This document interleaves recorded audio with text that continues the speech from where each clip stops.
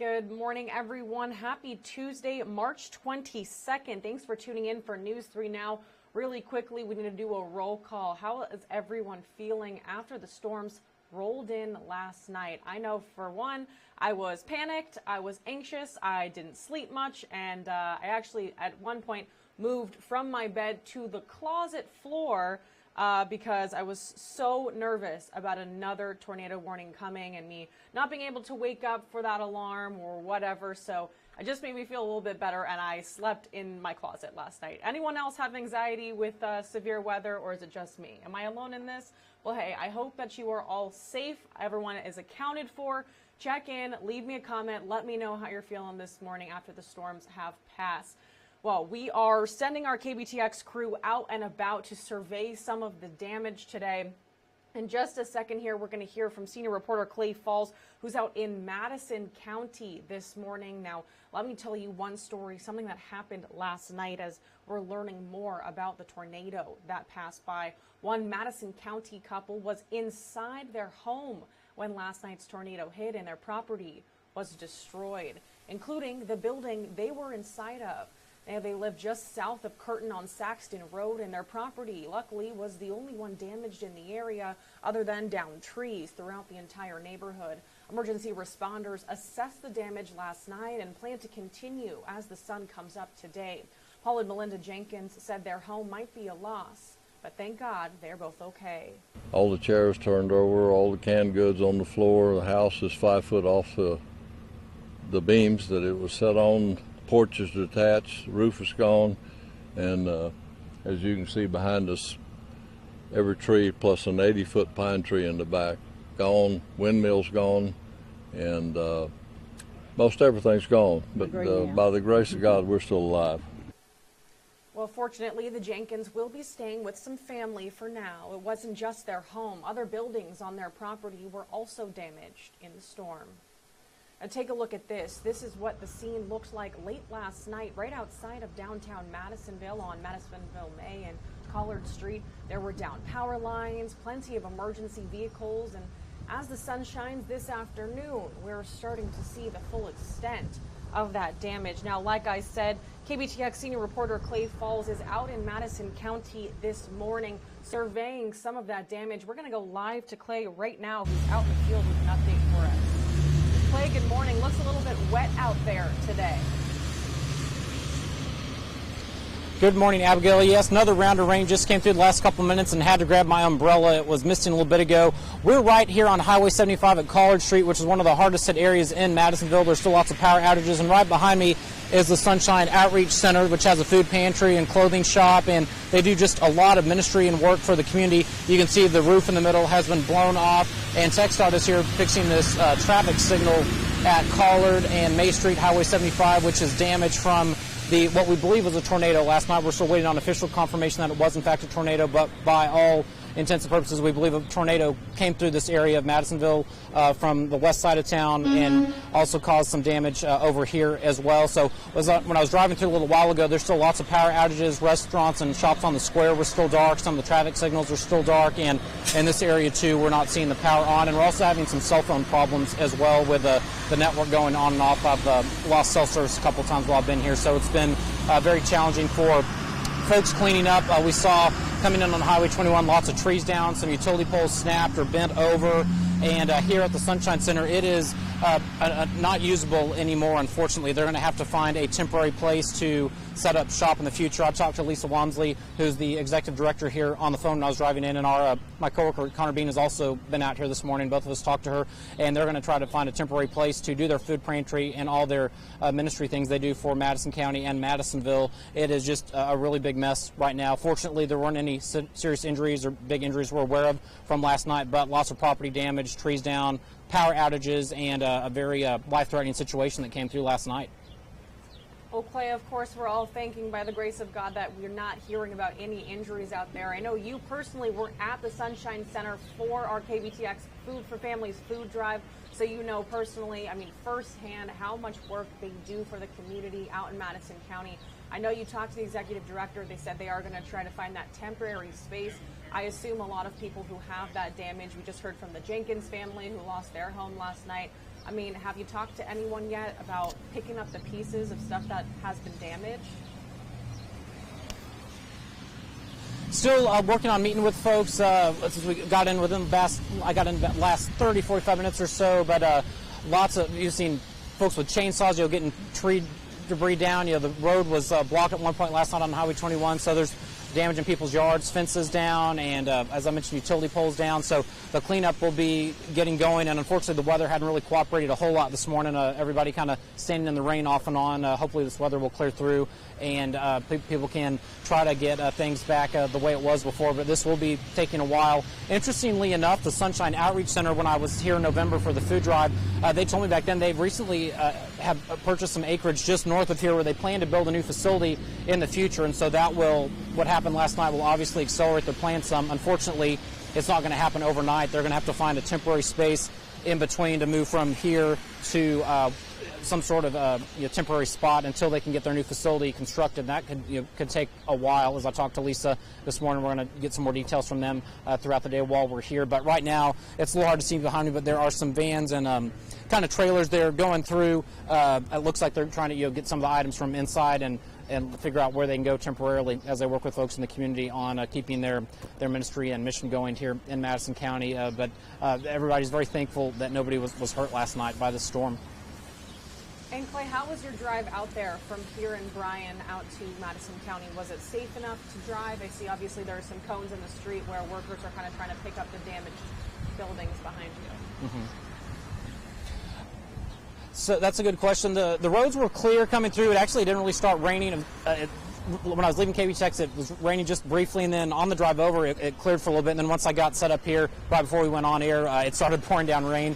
But the roads themselves are still wet from the rain, so you want to use caution, slow down. There are some work crews as you're coming into Madisonville, especially near the cemetery and just on the outskirts of town is where you start to see a lot of the heavy damage. So you'll want to slow down and be cautious of people working in the shoulders, working on the side of the road, trying to clean up. There were lots of people on either side of the road, and then also some kind of utility crews or highway crews through that area on the west side of 21. I've not been anywhere else except for here on 75. Right now they do have kind of lane closures on one side while they're working on the signal at College Street and Highway 75. So just be on the lookout for people trying to clean up, and then folks are responding to the disaster from last night. Well, Clay, we sure appreciate you being out there, spending your day talking to folks out there. When can we expect more updates from you this evening? So we'll have more on News 3 at noon. Connor Bean is going to be live talking about what's happening here and what he's seen this morning, since he's been out a few more hours than I have, just getting in for the day, the last little bit. And then I'm going to have new reports coming up at 5 and 6. And then also my coworker Donnie Tuggle is in outlying areas, and he'll also be here tonight as well. So we'll have team coverage of the storm and the suspected tornado throughout the day. All right, Clay, be as safe as you possibly can out there. We appreciate you being out there for us. Thank you. All right, y'all. So like Clay said, we will have several KBTXers out and about in some of our outlying counties, especially out in Madisonville, which, as we know, was hit the hardest last night as that tornado rolled through. When we appreciate Connor Bean, we appreciate Clay Falls, we appreciate Donnie Tuggle, and last night Morgan Riddell and Andy Krause out on the scene. And of course, I tweeted this out. If you don't follow me on Twitter, you haven't seen it, so I'm going to pull this up. I could not have made it through my night, and I'm sure y'all feel the exact same way about this. I am so grateful that we have the best meteorology team right here at KBTX working around the clock every time there is severe weather to make sure that we are safe. The staff here at KBTX putting themselves at risk, being out and about, so that we know that we need to stay off the road, so that we know that a storm is coming.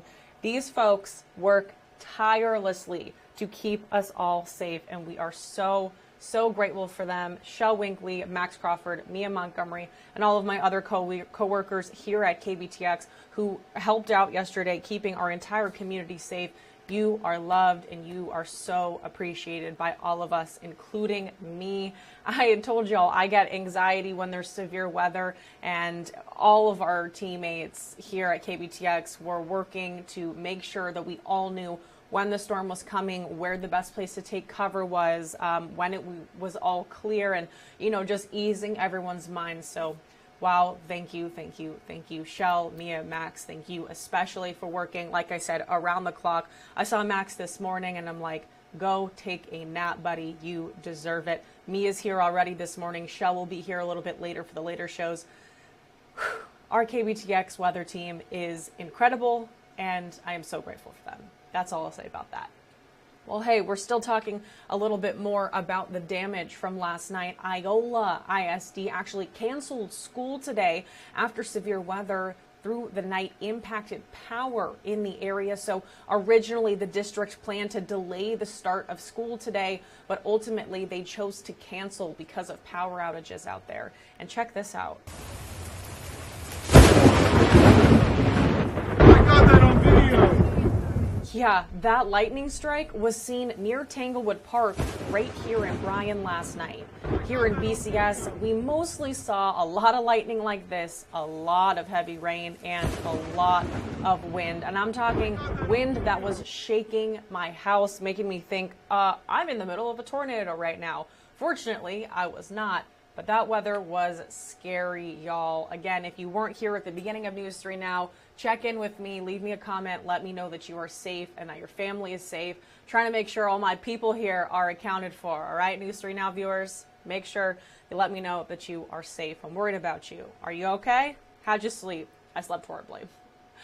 While over in Grimes County, strong wind gusts up to 40 miles per hour ripped the roof off of this barn and hit some nearby power lines. Now, there were horses in that barn, but fortunately, we're hearing reports that those horses are okay. And yeah, wow, it was definitely not just here in the Brazos Valley that had severe weather last night, y'all. A tornado northwest of Fort Worth caused significant damage in Jack County. Look at this. This video is from the small town of Jacksboro. Reports indicate that the high school gym, several homes, and an animal shelter are all hit. 4 injuries have been reported, but thank God, no fatalities. Well, Governor Abbott says despite the damage, he's grateful there are no reports of deaths at this point. We know that you have faced a devastating storm. We know there are many people whose lives have been completely disrupted and people who've lost their home. Even though there's been some devastating physical damage, to my knowledge as of right now, there is no report of loss of life, which is just stunning. The governor is traveling to Jacksboro as we speak. He will be live from that area at about 12 o'clock our time, so we will take that feed live as soon as the governor steps up to the microphone. All right, y'all, let's get an update about a story that we first broke to you on BBTM yesterday. No survivors have been found as rescuers continue to search the scattered wreckage of a Boeing 737 that went down in China. That plane was carrying 132 people. It's the country's worst air disaster in nearly a decade. Chinese state media reports all 737s in China Eastern Fleet have now been grounded. Aviation experts say it's unusual to ground an entire fleet of planes unless there's evidence of a problem with that model. Boeing says it's still working to gather more information on the crash. Now, something I want to cut into live is that second day of confirmation hearings for Judge Jackson. Senator John Cornyn is actually speaking to Judge Jackson right now, so we are going to take that feed live from Washington, D.C. I'll be right here when that ends. Avoid being seen as a policymaker by embracing doctrines like substantive due process, which is essentially gives judges carte blanche to do whatever they want. Well, Senator, I've not had that particular situation, but I have a methodology that is designed to avoid my importation of policy perspectives. The judges are constrained in our system. That's part of the constitutional design. And so in all cases, I am looking neutrally at the arguments of the parties, and presumably in a case like this, there would be arguments made on both sides of the issue. Well, Your Honor, if you'll forgive me. Yes. One reason I think the Supreme Court's different is because in your previous capacity as a trial judge, of course, you were bound by circuit court precedent. And on the circuit court, you're bound by the Supreme Court precedent. But as a member of the United States Supreme Court, you will be bound by nothing. You will be unaccountable to the voters. And so you said you can. Well, respectfully, Senator, I mean, yes. So you're not going to be able to find the answer in some law book somewhere. You're going to be presented with a case, and the argument's going to be made. This is an unenumerated fundamental right, and the voters,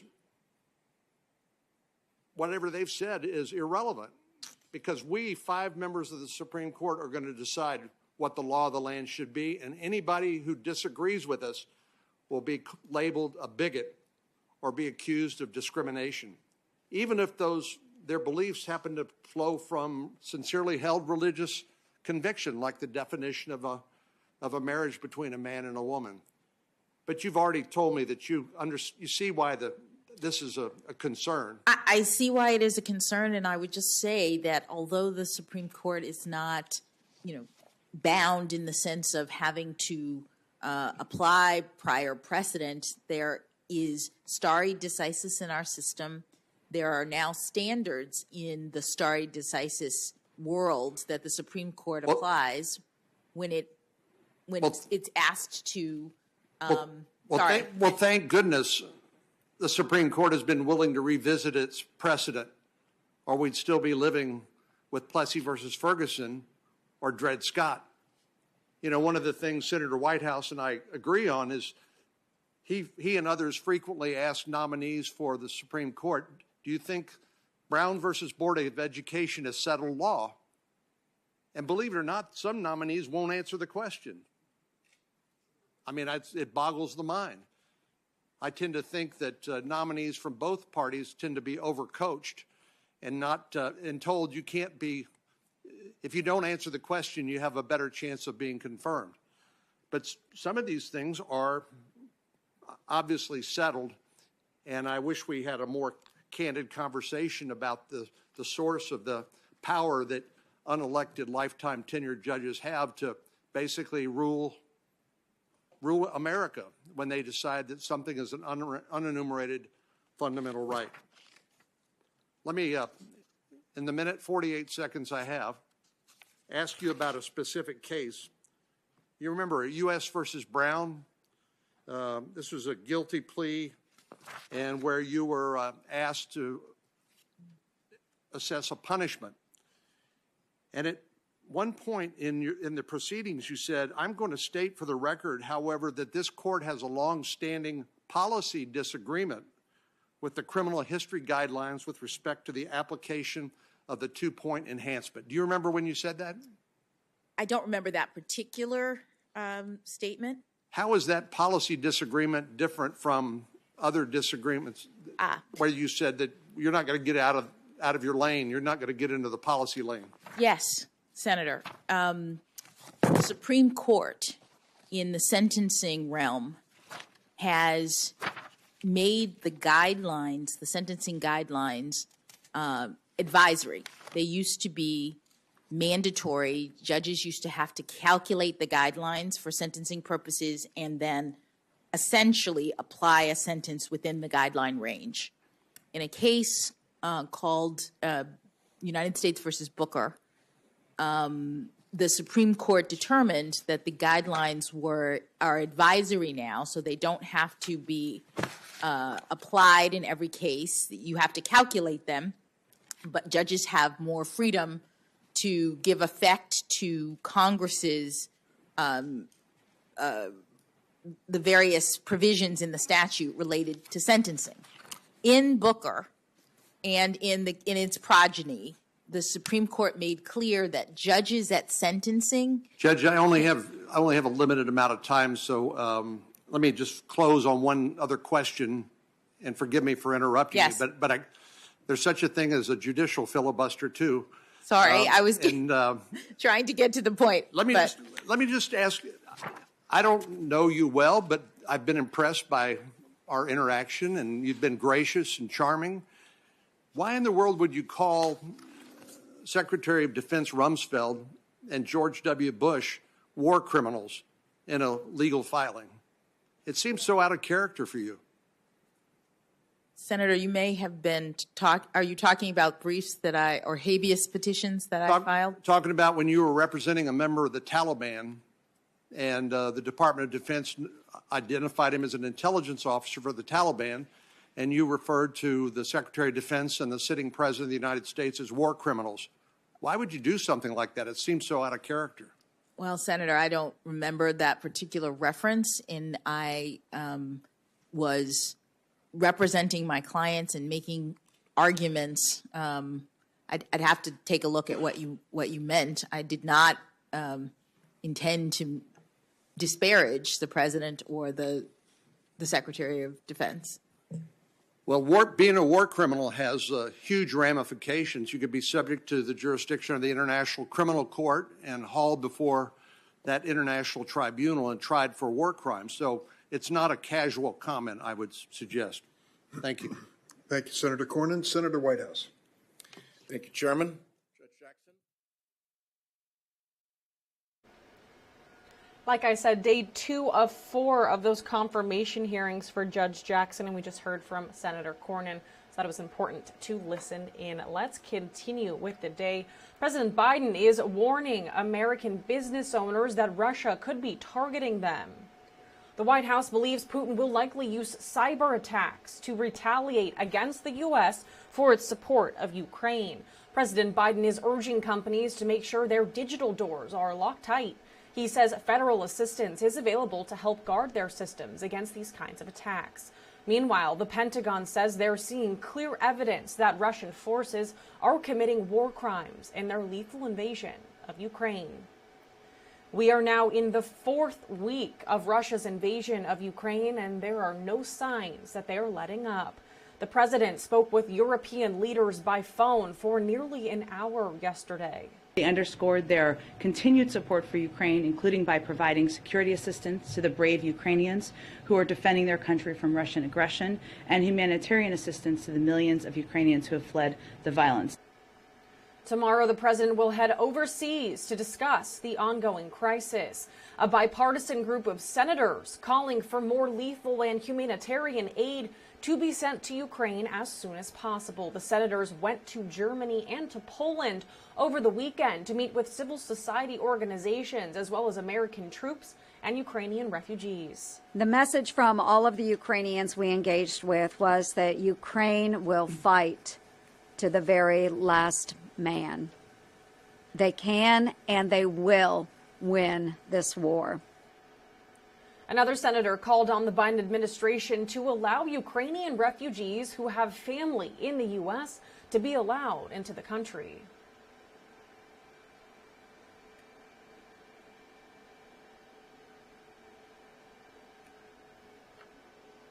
Now, what we were just tuning into live from Washington, D.C. was Judge Ketanji Brown Jackson answering questions from lawmakers, and she's going to continue to do that again tomorrow. And then witnesses are set to testify on Thursday.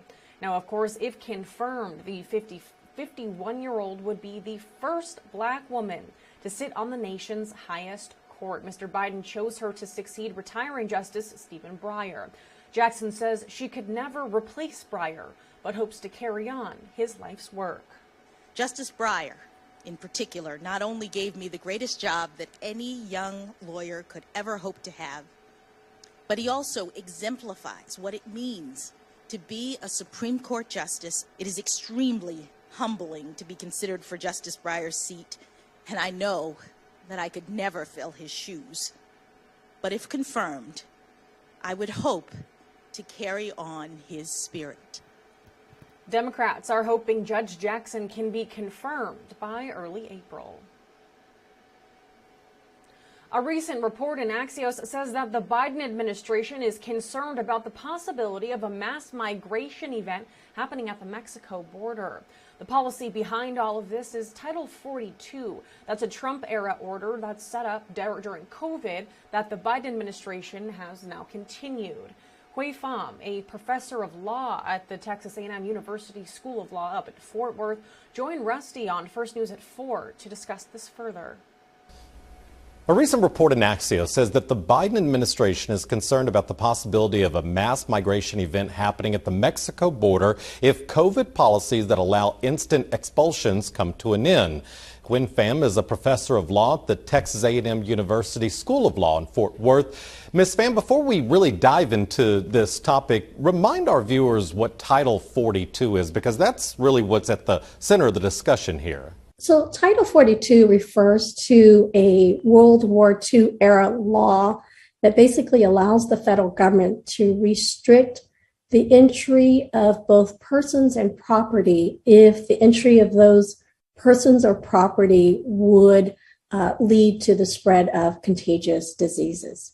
And so Title 42, this was implemented during the Trump administration. This is when COVID started, the pandemic started, but it still continued through the Biden administration. But the concern now is that as the pandemic seems to be under control and as the virus seems to be very, at least limited at this point, there's concern that that's going to go away and that's going to, I guess, open up the border back to where more people can come through? Walk us through that. Yes. So when the Trump administration invoked Title 42, it was about 2 years ago. I think folks were very skeptical about sort of the public health basis of that invocation, right? At that time, infection rates in the U.S. were quite high. Infection rates in Mexico and surrounding countries not as quite as high as we saw in the U.S. And so the public health grounds for the law have always been a little bit shaky. And now that we're 2 years into the pandemic, we have vaccines, infection rates, at least in the US, currently are low. I think courts are going to be increasingly skeptical of the administration's legal authority to continue invoking Title 42 to allow for these expedited, I think they're technically called expulsions of immigrants seeking to enter the United States. And Title 42, for the most part, has been invoked along the southern border. Thank you for clearing that up. So let me ask you, when we talk about doing away with Title 42, who ultimately makes that decision? Is it a judge? Does this end up being a legal proceeding in order to make that happen? Ultimately, right, the federal government has the authority to invoke Title 42 and can rescind that invocation. So the Biden administration could choose to end it on its own. But because they are getting legal challenges and because the public health grounds, right, for invoking the COVID grounds for invoking Title 42 are less and less persuasive as we continue through this pandemic with vaccine availability. I think the administration sees in the near future that their continued legal authority to invoke Title 42 is on shaky legal grounds. So I think it would be a combination. The administration's decision to revoke its invocation of Title 42, but against this backdrop of legal challenges brought by immigrant advocacy groups. Okay, Hui Pham is a professor of law at the Texas A&M University School of Law. Thanks so much for joining us. We'll certainly and hopefully be able to touch back with you as we progress more in this and see where this goes. We appreciate you joining us this afternoon. Well, thank you. I appreciate the opportunity to speak with you today. Local leaders are still working to create a medical examiner's office here in Brazos County. According to the National Association of Medical Examiners, in Texas alone, caseloads have doubled over the past 5 years. Alongside increased caseloads is a national shortage of forensic pathologists. County leaders say the partnership with A&M is vital because they can help operate the facility and help train the next generation of medical examiners. You have St. Joe's, you have Baylor Scott and White, you have Texas A&M Health Science Center. All of that combined for academic research and instruction help to make this place a great location for a medical examiner's office. A needs analysis is now underway that will help determine the facility's size and where it will be located. Well, gosh, it's now been 2 years since the first positive COVID case was reported here in Brazos County, and we have come a long way since that first case, y'all. Right now, Brazos County is reporting less than 10 cases each day compared to 850 per day during the last surge in January. Health officials say while we're in a much better place than before, now is still not the time to let our guard down. The pandemic is not over. We still need to be vigilant.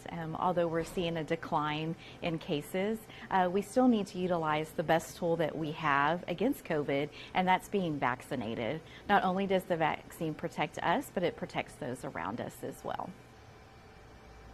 Mendez says our county has a 10% lower vaccination rate compared to both the state and national vaccination rates. Come on, y'all, get your COVID shots. Vaccine advisors to the FDA plan to meet on April 6th to discuss the need for more COVID-19 vaccine booster shots. They'll look at the potential process for selecting variant-specific boosters. They'll also discuss whether the vaccine could become an annual shot, similar to flu shots. CDC reps will also attend the meeting, but no official vote is planned for that day. Well, hey, the VFW Post 4692 in Bryan is going to be hosting a free health fair tomorrow. Blinn nursing students will be available to provide free medical exams for a number of health concerns, including high blood pressure, diabetes, and vision. You can also go and get any medical questions answered for free. That event is happening again tomorrow from 10 in the morning to 2 in the afternoon. All right, well, the process to bring an interstate through Bryan College Station is continuing to move forward. We've been talking about this for quite a bit. Last fall, Congress signed off on the funding for Interstate 14. Local leaders say construction on I-14 will take another 15 to 20 years to get started. The interstate will likely follow US 190 down Highway 6, but Mayor Carl Mooney says there's more support for the new interstate to travel east of Huntsville instead of Madisonville. TxDOT's feasibility study is also now underway. We're told that process is expected to take about 7 years. But you've got to start. You've got to have a starting point. And even though this may be 15 years, 20 years before it's actually a viable route of any long distance. Here in Texas, we're looking at 115 miles. That will be a lot of ways for folks to come here and to see who we are. A short segment of I-14 already exists in Bell County, connecting Copperas Cove to Belton. Well, the White House was apparently considering sending gas cards to families to help offset record high gas prices, but they decided it just wasn't feasible. A source familiar with the administration said that the White House is worried that gas cards won't work because of fraud concerns and a couple of other issues. While the source said in the past, cards have also been stolen from people's mailboxes. The administration is studying the pros and cons of other proposals to help Americans at the pump. The city of College Station is changing its budget by millions of dollars to try and offset the cost of inflation. So the question is the city of Bryan making any changes? Mayor Andrew Nelson says at this point, the answer is no. He was on BVTM and said the city's reserves are doing just fine, but they know that could change. I think we're fine in the short term, even though inflation is a concern. But we may hear from staff on some specific plans that they recommend, and we'll consider it then. But to date, so far, so good. Well, the next chance the Bryan City Council will have to talk about this issue is happening next month. All right, cool story alerts happening this week. Burleson County celebrating its 176th birthday. To mark the occasion, the county is putting on an educational display to highlight their heritage and their history. The Burleson County Historical Commission is showcasing 6 county museums. They're all on display in the county courthouse. The museums include the courthouse itself, the Civic Center, the Crate Chair House, and the Czech Museum. There is also a display on the Somerville Museum and the Deanville Depot Museum. Those museums are set to open in April. This is great because it shows all of Burleson County, which includes Caldwell, Somerville, and Deanville, which is, I think, is educational for all our children to know their heritage of Burleson County. And if you want to go check those out, the displays will be open to the public every day this week. All right, speaking of cool stories, I've got one more to tell you about. It's happening this week. Listen, y'all, in the 1970s, women of color challenged sexism and advanced equality. We all know that. Professor Elizabeth Cobbs of the Melbourne G. Glasscock Chair in American History at Texas A&M University is hosting an event called The Second Wave, Revolutionary Women of Color. It's happening this Thursday, the 24th, and Friday, the 25th. This is including a historic one-time panel featuring 3 major pioneers of the second wave of women's rights. You'll be able to hear the stories and unique perspectives of Frances Beale, Martha Kotera, and Yvonne Swan. I got a chance to talk to Professor Cobbs this morning at the Annenberg Conference Center where that panel is going to be held. This event is going to be awesome, but don't take my word for it. Take Professor Cobbs. Check it out. Professor, this is an event that so many people are looking forward to, including myself. Let's talk a little bit about what's happening right here Thursday evening. Well, 2 nights away, we're going to be having a very, very special presentation. I don't know if you heard it, who didn't last night hear all the thunderclaps when the tornado almost touched down, but tornadoes and thunderclaps echoed throughout the 1960s and the 1970s. And a lot of us never heard them or, heard echoes of them. And what this is about is it's to honor the pioneer feminists of color, women of color, who stood up in a way, always bearing that double burden, and said, women's rights are about us too. There was always this kind of stereotype that it was a white women's movement. And it was that, but it was also much, much more. Absolutely it was. And I think this is really perfect timing with Judge Jackson being confirmed right now in the Senate, and we're watching those hearings live on the show that I'm anchoring too. So I feel like Women's History Month, Ketanji Brown Jackson being confirmed into the Supreme Court, were any of those things factors in coming up with your idea for this event, or what kind of led up to it? It was the funniest thing, Abigail. I've been writing a book for Harvard Press. It's coming out next year in time for Women's History Month a year from now. Awesome. But I started to meet these women who in the 60s and in the 1970s were doing things that would shock us now. One of the women who's going to be here is a woman named Yvonne Swan. When she was a young woman raising kids, a man broke into her house, a known predator who had tried to assault her son that very day. And the next morning at dawn, he broke in. She had a gun, and she shot him. She didn't plan to, but she killed him. And she was convicted and sentenced to 20 years for murder. Wow. A woman defending children without a man in the house. Mm-hmm. And so that kind of person who didn't look for feminism, but it came to her in a way.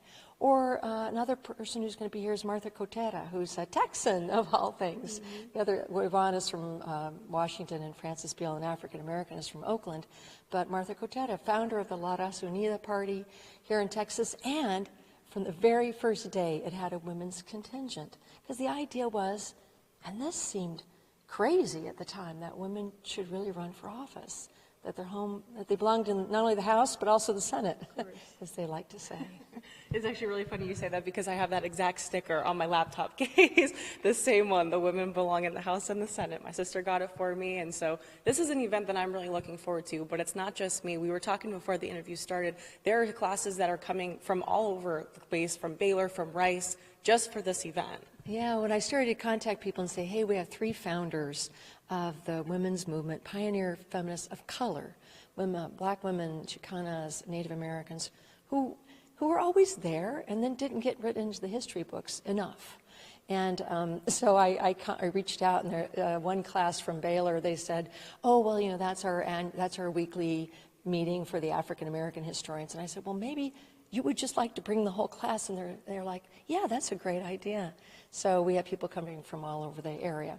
That is incredible. And you know, sometimes when I think about events like this happening at a more conservative-leaning university, I think, okay, how is this going to go? So how are you feeling about this event? Because you and I both know that learning about women's history and feminism is for everyone, right? But that word kind of scares people. It does. Well, my book, I'm still working out titles, but I think it's going to be called something like patriotic feminism, because those are two words that people think somehow don't go together, or that one party owns one of those words and the other party owns the other. But it's like democracy. It's not for one party. And in fact, that old phrase, a woman's house, places in the House and the Senate, that's a phrase that not only did Bella Abzug use in 1970, but so did Phyllis Schlafly, who was also running for office. So conservative women, liberal women, women on the left have all argued that women have a place in politics. They might disagree on what women should do once they're there, what kinds of laws they should pass. But the idea that we should be here, you know, is something that's very American. Absolutely it is. So after the success of this event, obviously we know you're writing your book, so we're going to have to follow up with you on that. Anything else planned for the future?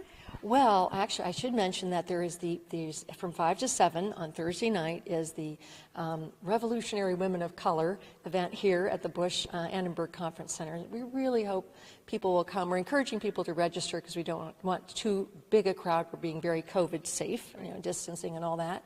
But the next day, there's also a free all-day conference featuring scholars who are coming from, you know, Berkeley and Columbia and UT and A&M, of course, but lots of other institutions all around the country, just to talk about these very women whom you'll meet on Thursday.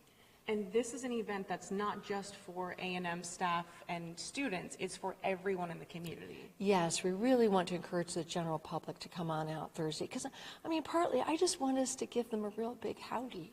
You know, I want us to say thank you. To me, it really was about honoring these people. So anything else that people should know before they come to the event on Thursday or about the conference on Friday? No, other than to say, if you want to go on to Eventbrite, if you want to register for it, that would be great. Sure. Anybody can contact me, you know, in the history department. The history department is sponsoring it, along with 10 other departments here at A&M, because we're all really excited about it. Absolutely. Well, I'm really excited about it too. I can't wait to hear about how it goes. You're going to have to follow up with us and let us know how the event was, and if you have anything else planned, because we want to hear about it. Okay, will do. Awesome. Thank you. This is going to be so awesome. So I've pulled up this link for us that tells us a little bit more, including the link to register for this event. So the panel is happening at Annenberg Presidential Conference Center this Thursday at 5 p.m. And then, so that's what this page is about. Then this is about the conference happening on Friday. This is to highlight the influence of women like Beal, Kotera, and Swan. So Professor Cobbs also is hosting a day-long conference. So that's Friday. That day kicks off at 9:30 a.m., includes graduate student panelists conducting research on second-wave feminism, as well as presentations from scholars who are coming from across the country who have investigated the organizational roots of women of color during the second wave of feminism. This is awesome, and if this is something that you are interested in attending Thursday or Friday, I am going to write up this web story, put it on kvtx.com. These links to register will be on that web page. It'll just be a click, register, boom, you're done. Thursday and Friday. Thursday is the panel at 5 p.m. Friday is that all-day long conference. Note, both of these events are completely free, and both of these events open to the entire community. Don't have to attend A&M. Everyone in the community is welcome to attend. Speaking of awesome people doing awesome things, having a severe disability himself, Kyle Cox is able to see the flaws in the system. He was appointed to the Texas Council for Developmental Disabilities earlier this year, allowing him to be a voice for others like him. News 3's Morgan Weaver spoke to Kyle a little bit more about this new position. Aggie Kyle Cox was born with muscular dystrophy. While that makes every day a little harder compared to most, his passion lies in advocating for people like him. Pretty excited to to find out I was on the board. It's an honor to be able to serve other Texans. This year, he became one of the newest members of the Texas Council for Developmental Disabilities. It's a job that's not new in the Cox family. Kyle's mom served for 12 years. At a state level, it's very impactful in that legislators consult with the council. Kristen says while we have made strides towards inclusion, more can be done. ADA is just a baseline, a bare minimum. Texas A&M doesn't do the bare minimum. College Station doesn't do the bare minimum. We didn't get where we are by being a bare minimum. We've got to go far and above it. As a grad student at Texas A&M, Kyle knows there is room for improvement. He believes disabled people often get overlooked when it comes to creating space for diversity. A&M does a great job at focusing on diversity, but they need to make sure that they focus on disability as a part of diversity. Now he hopes he can help make a change. Being able to serve on a prestigious board will allow me the opportunity to better advocate for other people with disabilities. In College Station, Morgan Weaver, News 3.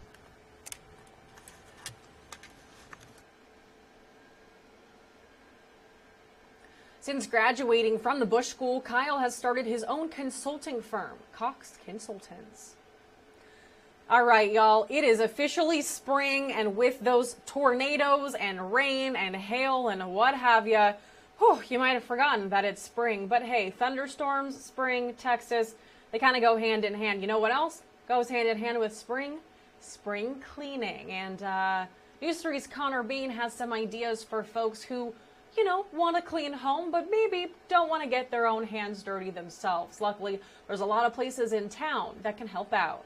Spring has officially sprung, and for a lot of us, that means it's time for some spring cleaning.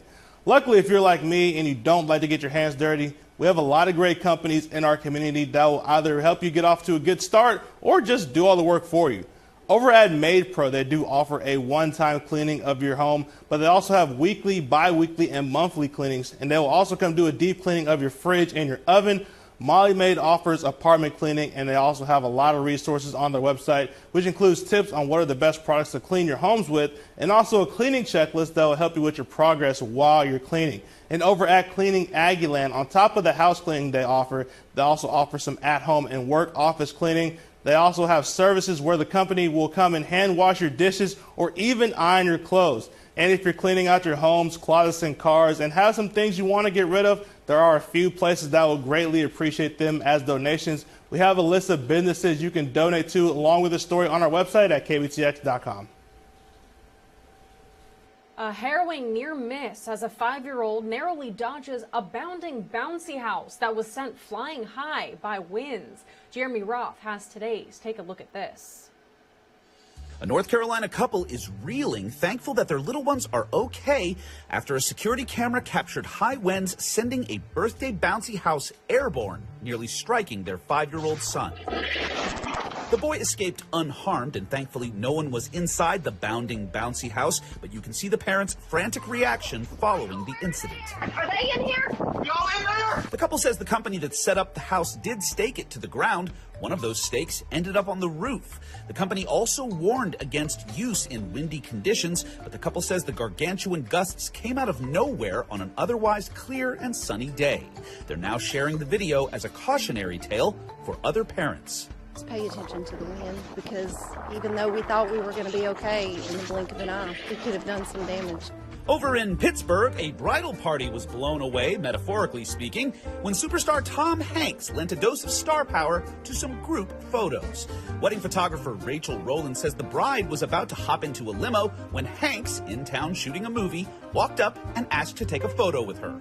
A few shots later, and the bride's special day was made that much more memorable by a fortuitous Forrest Gumpian photobomber. For Take a Look at This, I'm Jeremy Roth. Well, for our last story, before we take that break, we're going to turn to one man's story of redemption, finding inspiration in the world around us. Rodney Stotts used to be a drug dealer. He turned his life around by forming a powerful bond with birds and nature. He's sharing his experience in his new book, Bird Brother, A Falconer's Journey and the Healing Power of Wildlife. He talked to Ben Tracy, who also met some of Stotts' feathered friends. Good boy.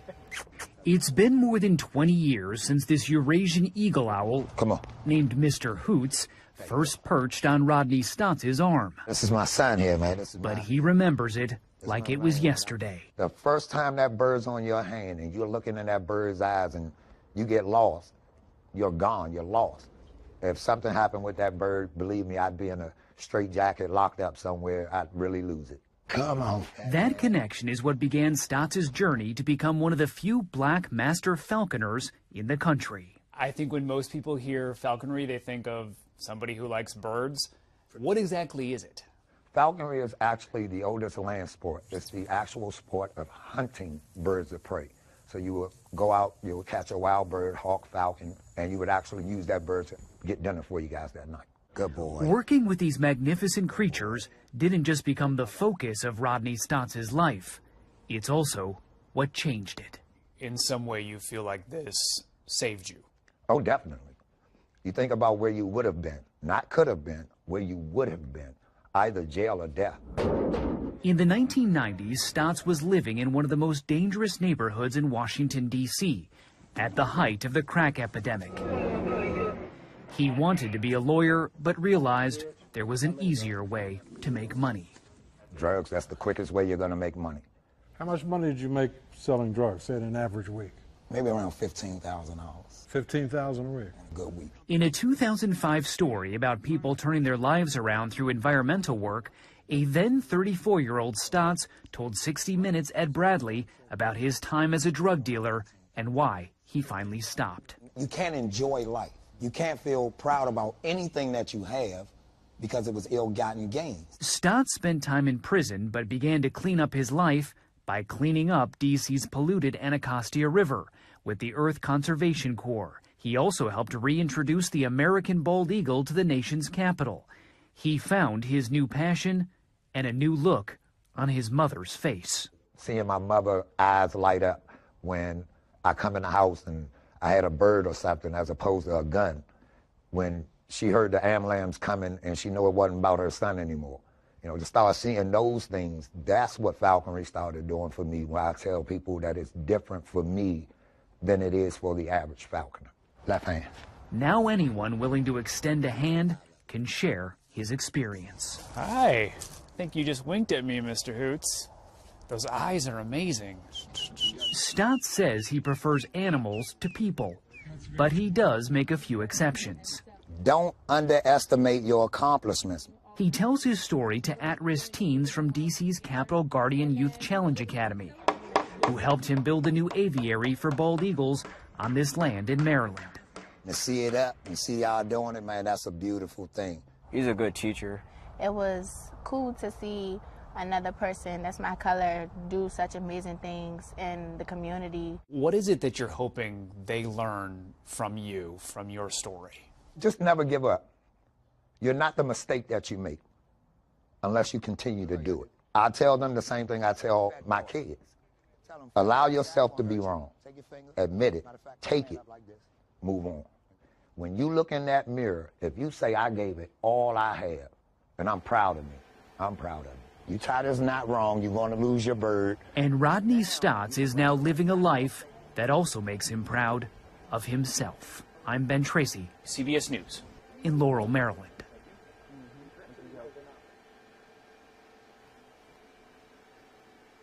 What an amazing story. Well, hey, the Senate Judiciary Committee is in recess right now, but today is day 2 of 4 confirmation hearings for Ketanji Brown Jackson. And remember, if Jackson is confirmed, she will be the first African-American woman to serve on the nation's highest court. We tuned in earlier where she was being questioned and answering from Senator Cornyn. We heard from Senator Cruz yesterday, as well as a few others, but those will continue. So we'll take that again tomorrow, and then Thursday, witness testimony. Hopefully they will live stream that as well. We heard from News 3's Clay Falls earlier. He's out in Madison County. Connor Bean is out in Madison County. Donnie Tuggle will be out there a little bit later on today. We've got KBTXers surveying the damage as the sun is shining now after last night's crazy storms, and obviously we know that here in Brazos County we got very, very lucky. The storm kind of just jumped right over us, but our friends in neighboring counties were not so lucky. As of right now, we're not hearing about injuries or deaths, thank God. We do know several buildings were damaged, including people's homes and the Sunshine Center, which obviously we know is part of our food drive, right? That's a big food pantry. They do a lot of local outreach in Madisonville. So waiting to hear from Clay Falls a little bit later today. College Station Police giving us a quick update on a situation that unfolded and was taken care of rather quickly. College Station Police saying that there was a man with a gun, but that man has since been safely detained and there's no longer danger to the public. They also said that there was a similar response to the same location last night after a man reported hearing gunshots that then became a welfare concern involving a mental health patient. They said today's call initially came in as a hit and run crash after a man, the same as last night's, backed into a neighbor's car. Then officers were on the scene investigating the crash when the man returned to the scene with a firearm. The man has been safely detained. They say the man never pointed the gun at anyone and no one was injured. A mental health peace officer is on scene. The patient is currently being evaluated. Very thankful to our first responders for taking care of that quickly and safely.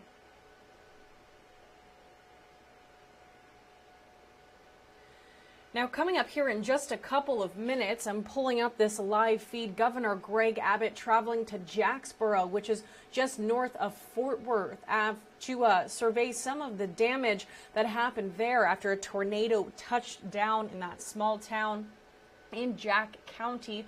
So when that feed comes up, we are going to take that live here on News 3 Now. But for the time being, I'm going to throw up that standby for a live event slate while I get this whole thing situated. We'll pull that up as soon as Governor Abbott is ready to speak. And then when we get back, we'll talk a little bit more about some of the fun events happening this week, including Aggie baseball and Aggie basketball. Then I will send you on your way to do what you want to do on this Tuesday after a pretty crazy storms last night. All right, so I'm going to throw up that standby slate. As soon as Governor Abbott comes on to the camera, we will take that live right here. And I'll see you when we get back.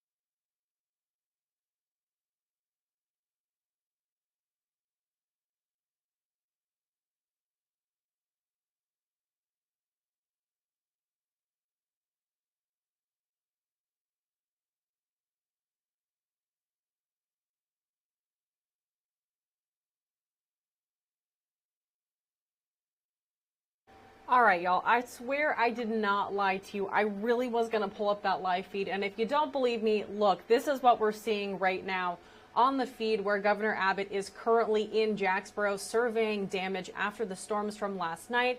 He is still expected to give a press conference, but he's still receiving a briefing from some officials there from Texas Department of Emergency Management. So if and when that does happen, we will take that live here. But in the meantime, while we're waiting for Governor Abbott to speak, let's talk about sports. We're going to start with Aggie baseball, all right? So after winning their SEC opening series on the road in Baton Rouge over 8th-ranked LSU, heck yes, go Aggies. The Aggie baseball team will be in Houston tonight to battle the Rice Owls. Texas A&M and Rice will get things started at 7 at Reckling Park. That game will be streamed on ESPN+. And the Texas A&M men's basketball team continues to compete in the NIT, y'all. Good news, good news. They recently beat Oregon, and now they get a shot against Wake Forest on Wednesday. After the win over Alcorn State, the team was able to get back into a rhythm, and it showed against Oregon. The Aggies shot over 50% in the first half to grab a 9-point lead and then extended it in the second half on their way to a 75-60 victory. I think after that first win versus Alcorn, it kind of just, it allowed us to forget about whatever's going on and focus on the opportunity that we have at hand. Spirit was good, energy was back. And good news for anyone who wants to go to the game. Once again, tomorrow evening, free admission and free parking. So let's pack Reed Arena and show some love to our Aggie men's basketball team.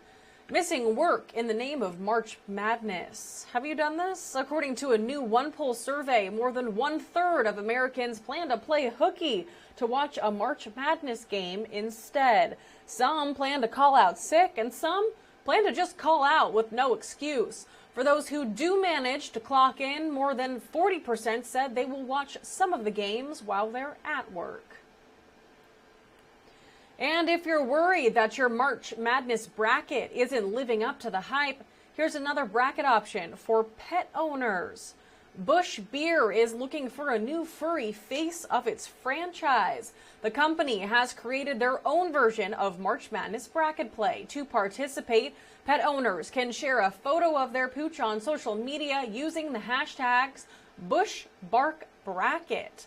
But today is the last day to enter. The final fur will be announced tomorrow. All right, and this is not sports related, but I just think this is crazy. The Eiffel Tower in Paris has grown by 20 feet. It's all because of a new digital radio antenna that was added to the top of it this week. The iconic structure in Paris is now 1,083 feet tall. Whew, that is tall. So tall, actually, that a helicopter had to install the antenna. The new addition enables digital radio broadcasting for the whole region. That's pretty darn cool. And if you haven't gone to Paris, put that on your bucket list, y'all. All right, let's recap some of today's headlines. Obviously, first and foremost, talking about last night's weather as that storm continues to move east into Louisiana today. We are now learning more about the damage that has been done here across the Brazos Valley and to our extending counties just outside of the Brazos Valley. Now, we have several KBTXers out and about today. Few of them in Madison County, which was hit the hardest in the Brazos Valley. For us here in Brazos County and Bryan College Station, breathing a sigh of relief this morning. We did have a tornado warning, which means a tornado did touch the ground in Snook, but just skipped on right over us. Thank the Lord. It was still very scary, and I hope that you're all safe and sound, feeling a little bit better as that sunshine is out today. But unfortunately, not the case for some of our friends, especially out in Madison County. Now, we spoke with one couple who was inside their home when the tornado hit and their property was destroyed. Check this out. They live just south of Curtin on Saxton Road. Their property was the only one damaged in the area, other than, some downed trees throughout the neighborhood. Emergency responders assessed the damage last night, and they are continuing to do so as the sun is shining today. Paul and Melinda Jenkins said their home might be a loss, but thank God they're okay. All the chairs turned over, all the canned goods on the floor. The house is 5 foot off the beams that it was set on. Porch is detached, the roof is gone, and as you can see behind us, every tree plus an 80-foot pine tree in the back gone, windmill's gone, and most everything's gone. But by the grace of God, we're still alive. The Jenkins will be staying with some family for now, and it wasn't just their home. Other buildings on their property were also damaged in the storm. And if you're wondering why we have so many KBTXers out in Madison County today, check this out. This is what the scene looked like late last night right outside of downtown Madisonville on Collard Street. Down power lines and plenty of emergency vehicles. Now, as that sun continues to shine this afternoon, we are starting to see the full extent of the damage. We spoke with News 3 senior reporter Clay Falls, who's out in Madisonville. He was on the way to Madisonville this morning, called the executive director of the Sunshine Outreach Center, which was destroyed in the storm last night. They are going to have to find a temporary building to use for their food pantry, etc., etc. Iola ISD telling us that they are canceling school today after the severe weather because of power outages. Originally, they were planning just on a late start, but the power outage continues. So they just decided ultimately to cancel for the day. And check this out. Yep, that lightning strike was seen right here in Bryan near Tanglewood Park last night. Like I said, luckily here in BCS, the most that we saw was really just a lot of lightning, we heard a lot of thunder, a lot of heavy rain, and a lot of wind. Over in Grimes County, strong wind gusts up to 40 miles per hour ripped the roof off of a barn and hit nearby power lines. And we're told there were horses in that barn, but thank God they were okay. Now, what we're waiting on Governor Abbott to deliver remarks on is that it wasn't just the Brazos Valley that had severe weather last night. Actually, up north, a tornado just northwest of Fort Worth caused significant damage in Jack County. This video is from the small town of Jacksboro. Reports indicate the high school gym, several homes, and the animal shelter were hit. 4 injuries have been reported so far. Deaths. Governor Abbott says despite the damage, he's grateful there are no reports of deaths at this point. We know that you have faced a devastating storm. We know there are many people whose lives have been completely disrupted and people who've lost their home. Even though there's been some devastating physical damage, to my knowledge as of right now, there is no report of loss of life, which is just stunning.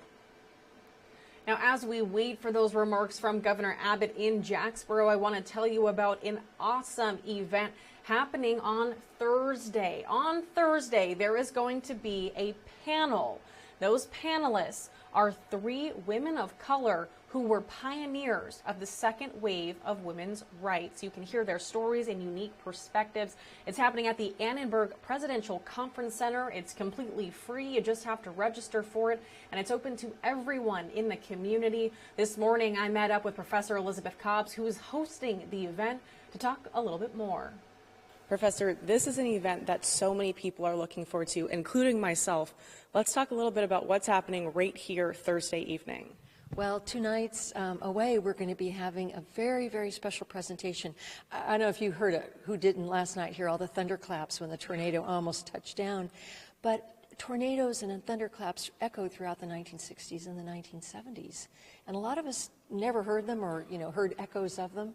And what this is about is it's to honor the pioneer feminists of color, women of color, who stood up in a way, always bearing that double burden, and said, women's rights are about us too. There was always this kind of stereotype that it was a white women's movement. And it was that, but it was also much, much more. Absolutely it was. And I think this is really perfect timing with Judge Jackson being confirmed right now in the Senate, and we're watching those hearings live on the show that I'm anchoring too. So I feel like Women's History Month, Ketanji Brown Jackson being confirmed into the Supreme Court, Were any of those things factors in coming up with your idea for this event, or what kind of led up to it? You know, it was the funniest thing, Abigail. I've been writing a book for Harvard Press. It's coming out next year in time for Women's History Month a year from now.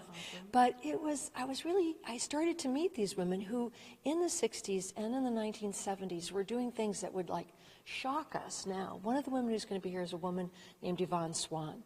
When she was a young woman raising kids, a man broke into her house, a known predator who had tried to assault her son that very day.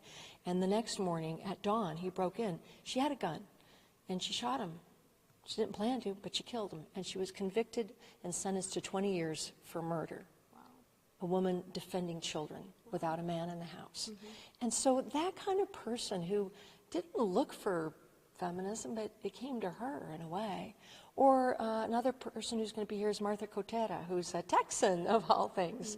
The other, Yvonne is from Washington, and Frances Beale, an African American, is from Oakland. But Martha Cotera, founder of the La Raza Unida Party here in Texas, and from the very first day it had a women's contingent. Because the idea was, and this seemed crazy at the time, that women should really run for office. That they're home, that they belonged in not only the House, but also the Senate, as they like to say. It's actually really funny you say that, because I have that exact sticker on my laptop case, the same one, the women belong in the House and the Senate. My sister got it for me, and so this is an event that I'm really looking forward to, but it's not just me. We were talking before the interview started. There are classes that are coming from all over the place, from Baylor, from Rice, just for this event. Yeah, when I started to contact people and say, hey, we have 3 founders of the women's movement, pioneer feminists of color, women, black women, Chicanas, Native Americans, who were always there and then didn't get written into the history books enough. And so I reached out, and there, one class from Baylor, they said, oh, well, you know, that's our weekly meeting for the African American historians. And I said, well, maybe you would just like to bring the whole class. And they're like, yeah, that's a great idea. So we have people coming from all over the area. That is incredible. And you know, sometimes when I think about events like this happening at a more conservative-leaning university, I think, okay, how is this going to go? So how are you feeling about this event? Because you and I both know that learning about women's history and feminism is for everyone, right? But that word kind of scares people. It does. Well, my book, I'm still working out titles, but I think it's going to be called something like patriotic feminism, because those are 2 words that people think somehow don't go together, or that one party owns one of those words and the other party owns the other. But it's like democracy. It's not for one party. And in fact, that old phrase, a woman's house, places in the House and the Senate, that's a phrase that not only did Bella Abzug use in 1970, but so did Phyllis Schlafly, who was also running for office. So conservative women, liberal women, women on the left have all argued that women have a place in politics. They might disagree on what women should do once they're there, what kinds of laws they should pass. But the idea that we should be here, you know, is something that's very American. Absolutely it is. So after the success of this event, obviously we know you're writing your book, so we're going to have to follow up with you on that. Anything else planned for the future? Well, actually, I should mention that there's from 5 to 7 on Thursday night is the Revolutionary Women of Color event here at the Bush Annenberg Conference Center. We really hope people will come. We're encouraging people to register because we don't want too big a crowd. We're being very COVID safe, you know, distancing and all that. But the next day, there's also a free all-day conference featuring scholars who are coming from, you know, Berkeley and Columbia and UT and A&M, of course, but lots of other institutions all around the country, just to talk about these very women whom you'll meet on Thursday. And this is an event that's not just for A&M staff and students, it's for everyone in the community. Yes, we really want to encourage the general public to come on out Thursday, because, I mean, partly I just want us to give them a real big howdy. You know, I want us to say thank you. To me, it really was about honoring these people. So anything else that people should know before they come to the event on Thursday or about the conference on Friday? No, other than to say, if you want to go on to Eventbrite, if you want to register for it, that would be great. Anybody can contact me, you know, in the history department. The history department is sponsoring it, along with 10 other departments here at A&M, because we're all really excited about it. Absolutely. Well, I'm really excited about it too. I can't wait to hear about how it goes. You're going to have to follow up with us and let us know how the event was, and if you have anything else planned, because we want to hear about it. Okay, will do. Awesome. Thank you. That is going to be so awesome. And just like I said before, if you want to sign up to register, you don't have to. They just like to know how many people are coming so they can keep it COVID safe. If you'd like to register, I will have the links up on our website, kvtx.com, following today's show. So give me a little bit of time to put that up there. More details and more description of what that event is and what it entails at kvtx.com. Again, we are still waiting, as you can see, for Governor Abbott to deliver remarks. He is in Jacksboro, Texas. That's northwest of Fort Worth. He is there surveying damage from last night's storms, and he is expected to deliver remarks on the state's response to severe weather damage. Now, later today at about 3:30, the governor will be traveling from Jacksboro to Crockett, which is a little bit closer to us here, about an hour and a half from us. They also sustained some very large damage from last night's storm. I remember seeing a post from Max Crawford saying tornado warning. If you're in Crockett, shelter in place. Now is the time to do that. Now. So governor is going from Jacksboro to Crockett later this afternoon. And of course, we will also have that up at kvtx.com. It looks like they are trying to get situated here. I'm watching this live feed, and it looks like any minute now the governor will come out and deliver those remarks. But until then, we're just going to keep things rolling, all right? Oh. They are fixing the microphone.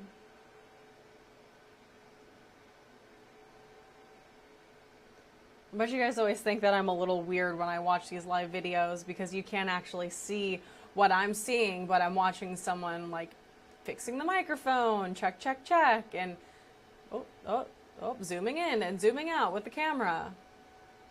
This is what we're waiting on.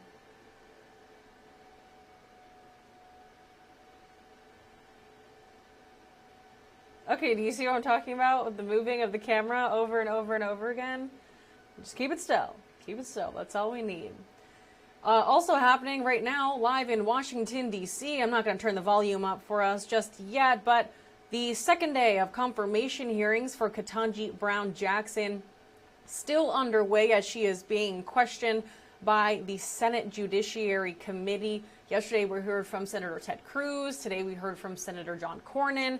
And those are continuing today through tomorrow. On Thursday we'll hear witness testimony from Washington, D.C. And of course this is a historic nomination. If Jackson is confirmed, she will be the first black woman to hold a seat in the Supreme Court, our nation's highest court. I see some law enforcement officers actually walking into the room, looks like in Jacksboro. So any second now, we should be hearing from Governor Abbott. We're going to keep that feed up, and we're going to keep News 3 Now rolling so that we can keep that live in our show today. Looks like they are setting up a plan almost for when the governor gets here. I see them kind of motioning to where people should set things up and where they should move to. I see photographers on the ready. You can see a photographer in the corner there ready to take some photos. Several first responders getting ready to get all set up.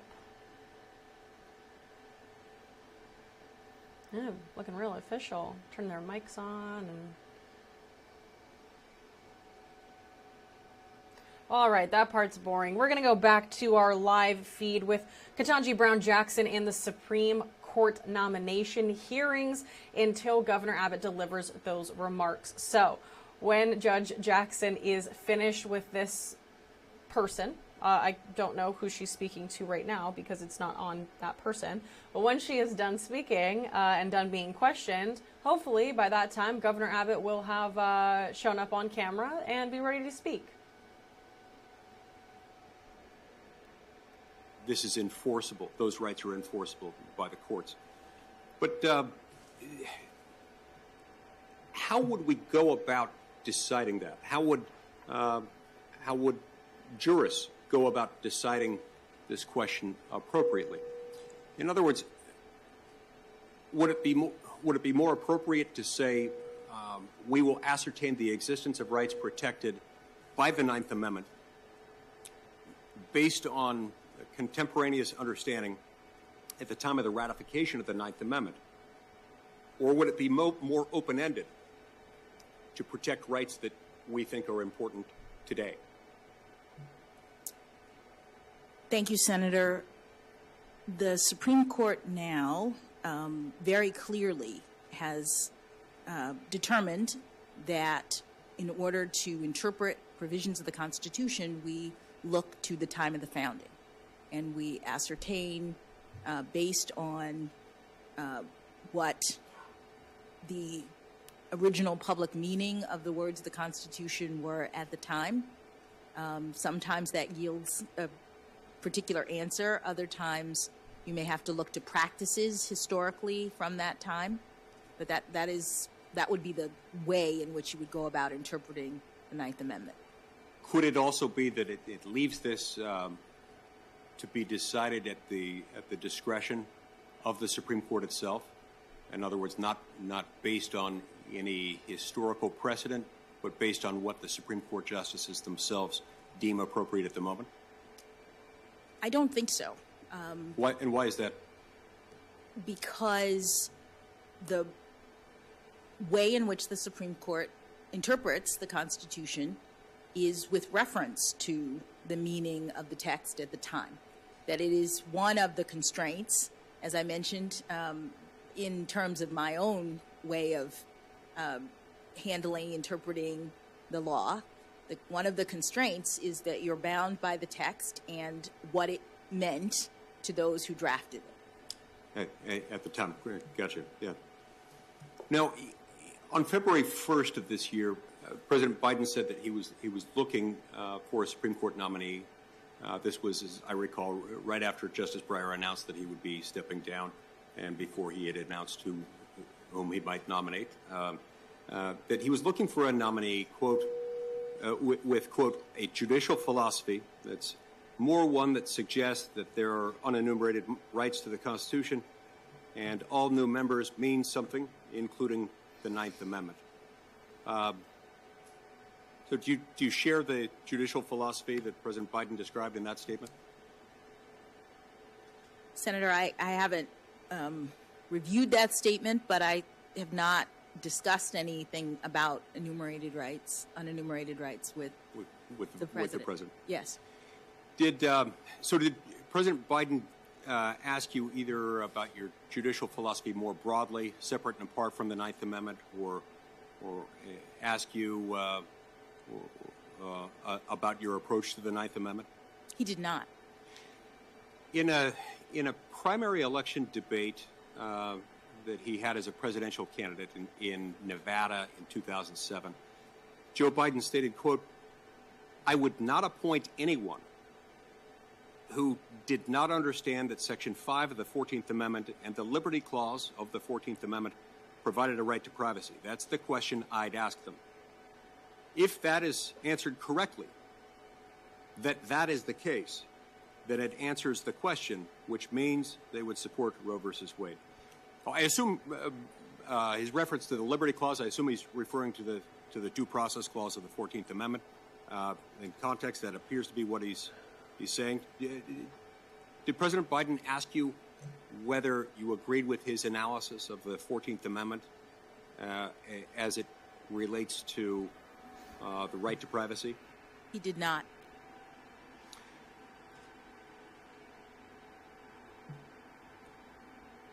Tell me this.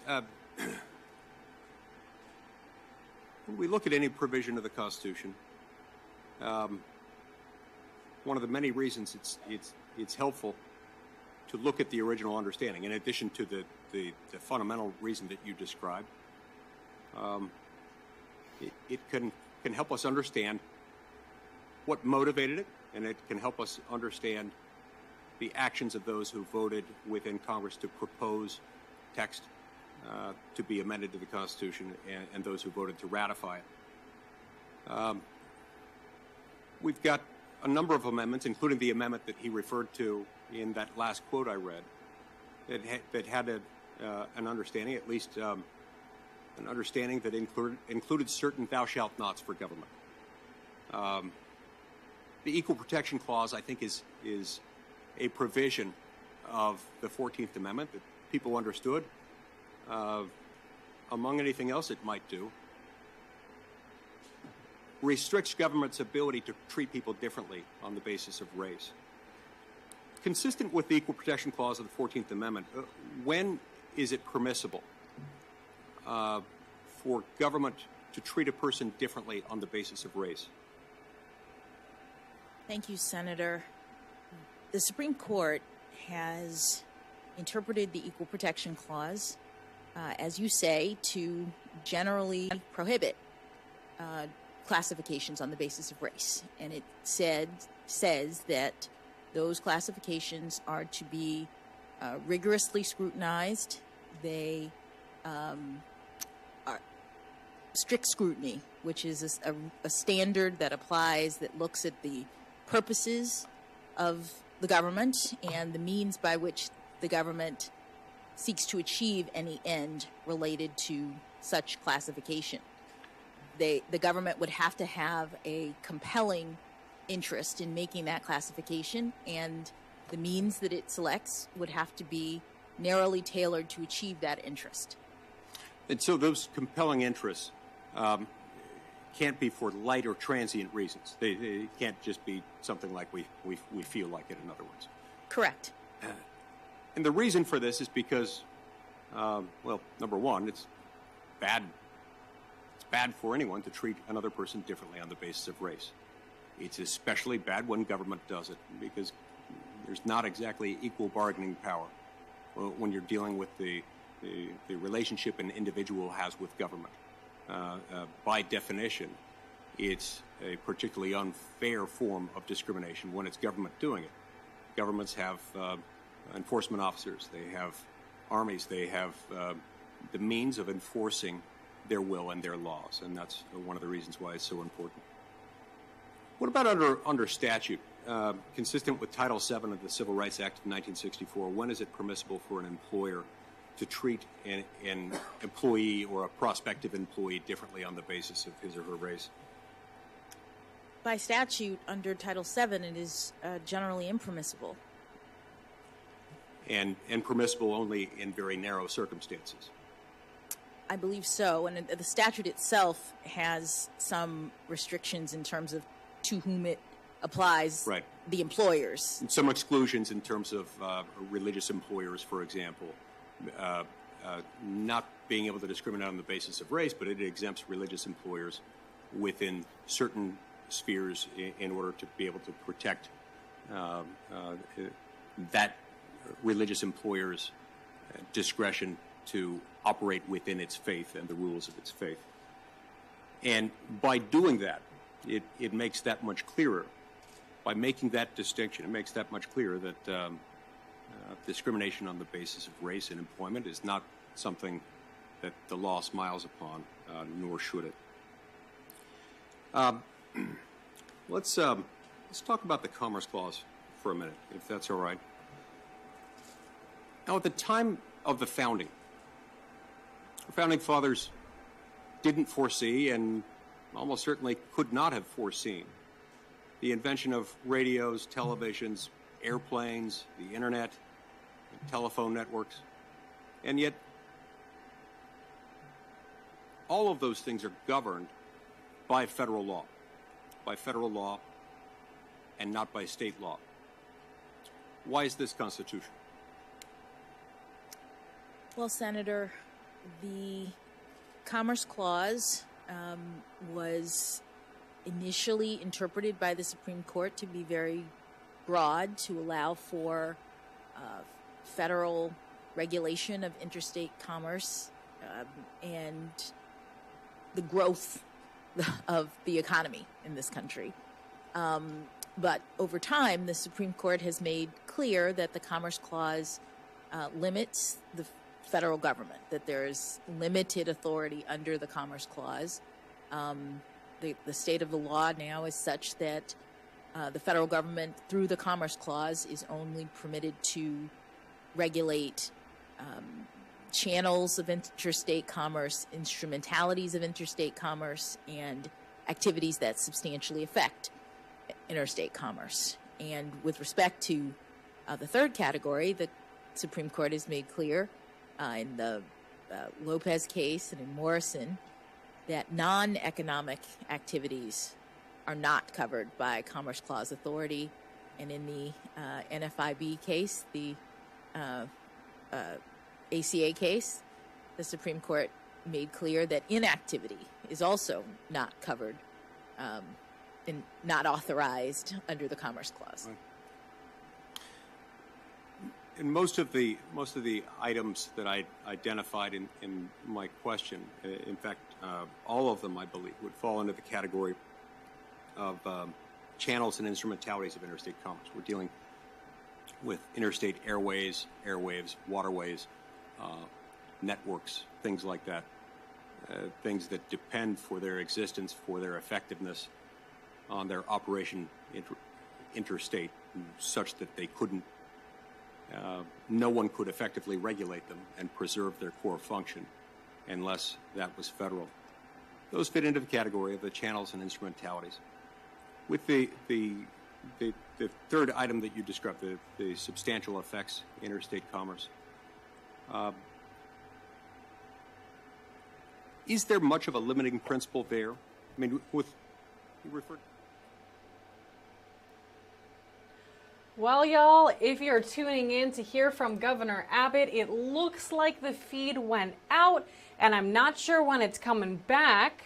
So I've been trying to investigate and see what's going on. It is possible that they just lost cell service. As we know, the storms did damage power lines in Jacksboro. So this is what I'm seeing right now. I'll show you. Just a black screen waiting for that feed to come back up from Jacksboro to hear remarks from Governor Abbott. But unfortunately, it doesn't appear that we are going to be able to take that feed. So unfortunately, we are going to have to end News 3 Now for the day right here. But if that feed comes up later on, we'll put that up on Facebook and on our KBTX website, so you'll be able to log on and check that out there. Just won't have me here on YouTube for News 3 Now. But regardless, we had a great day together here on this Tuesday, March 22nd, and I hope you continue to have a beautiful, sunshiny day. Hope you're all feeling okay and you've shaken off the anxiety and the jitters from last night's storms. Hope everyone in your family is doing well, that you're all safe and having a lovely Tuesday. No more storms to worry about for the rest of the week or the weekend or really into next week as well. So we can all take a nice deep breath. Obviously, we're still assessing and surveying damage that happened on our outlying counties. But if you are safe and well today at 1 p.m., thank God, thank the universe, and I am thankful that you are safe. All right, y'all, we are going to end News 3 Now for the day. Have a great rest of your day, and I'll see you right back here tomorrow at 11 o'clock for some more News 3 Now. You are loved, and I'm happy that you're here.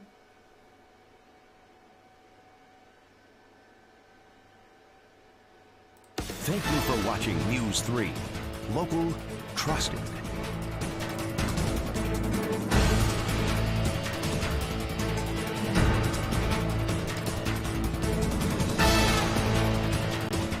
Thank you for watching News 3.